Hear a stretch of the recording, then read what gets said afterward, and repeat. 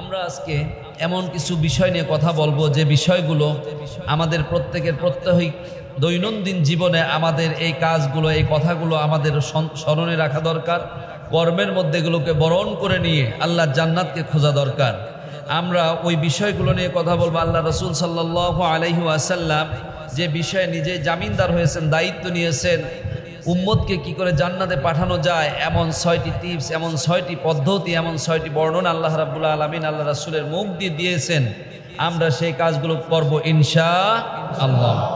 হযরত উবাদা ইবনে সামিত রাদিয়াল্লাহু তাআলা থেকে বর্ণনা, তিনি বলেন আন্নান নবী সাল্লাল্লাহু আলাইহি ওয়াসাল্লাম قال, আল্লাহর রাসূল সাল্লাল্লাহু আলাইহি ওয়াসাল্লাম বলেন, ইদমিনু লি সিত্তাম মিন আনফুসিকুম আদমানু লাকুমুল জান্নাহ। তোমরা এমন 6টি কাজ যদি তোমরা নিজেদের মধ্যে জারি রাখো, তোমরা 6টি কাজ যদি তোমাদের মধ্যে কন্টিনিউ করো, তাহলে আমি রাসূল তোমাদেরকে বলবো, তোমরা যদি এই 6টি কাজের জামিনদার হতে পারো, আমি আল্লাহর রাসূল তোমাদের জন্য জান্নাতের জামিনদার হয়ে যাব। 1 নম্বর কাজ হলো আসদিকু ইযা হাদাসতুম।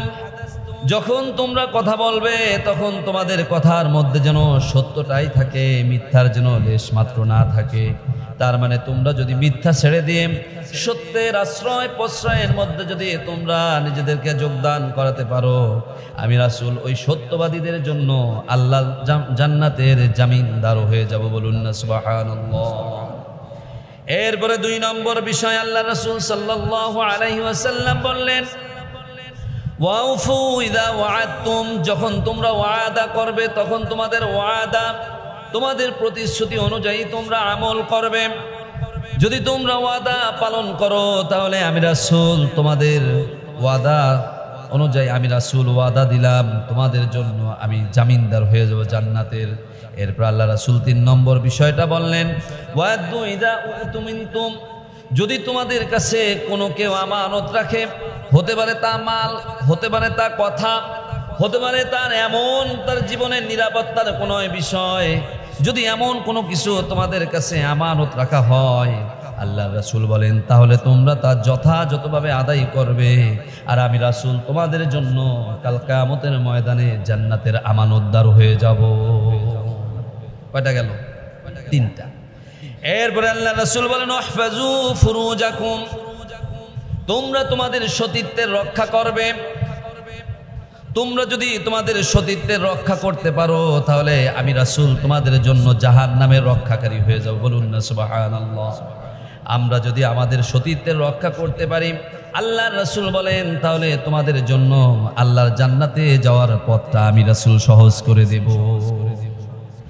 এরপরে আল্লাহ রাসূল বললেন, ওয়াগুদ্দু আবসারাকুম। যত্র তত্র তাকানো থেকে তোমরা তোমাদের চোখকে হেফাজত করবে। যেখানে সেখানে তোমাদের চোখকে দেবে না। হালাল তোমাদের জন্য যা করা হয়েছে, হালাল সম্পদের দিকে তোমরা তোমাদের দৃষ্টি দেবে। আর তোমাদের জন্য যা হারাম করা হয়েছে, এই হারাম থেকে তোমাদের দৃষ্টিকে অবশ্যই তোমরা হেফাজত করবে। আমি রাসূল তোমাদেরকে কথা দিলাম, এই কাজটা যদি তোমরা করতে পারো, তাহলে কাল কিয়ামতের ময়দানে আমিও তোমাদেরকে জাহান্নাম থেকে হেফাজত করার চেষ্টা করব। সুবহানাল্লাহ। এরপরে 6 নম্বর যে বিষয়টা আল্লাহ রাসূল সাল্লাল্লাহু আলাইহি ওয়াসাল্লাম বললেন, ওয়াকুফু আইদিয়াকুম। তোমাদের হাতে শক্তি রয়েছে, এই শক্তিকে যেখানে সেখানে প্রয়োগ করিও না। তোমাদের হাতটাকে তোমরা অবশ্যই এটাকে যেখানে প্রয়োগ করলে তোমাদেরকে আল্লাহর কাছে ধরা পড়তে হবে না, মানুষের উপরে জুলুম হবে না, অবিচার হবে না, অন্যায় হবে না। ওই অনুযায়ী তোমাদের হাতটাকে মানুষের সাহায্যকারী বানিয়ে দাও। তাহলে আমি রাসূল বললাম, যদি তোমরা অন্যের জন্য তোমাদের হাতটাকে অন্যের সহযোগিতার জন্য তোমরা প্রসারিত করো, তাহলে আমি রাসূল এই ব্যাপারে তোমাদেরকে অঙ্গীকারবদ্ধ করলাম, আমি রাসূল কাল কিয়ামতের ময়দানে তোমাদের জন্য আল্লাহর জান্নাতের জামিনদার হয়ে যাব। বলুন না সুবহানাল্লাহ।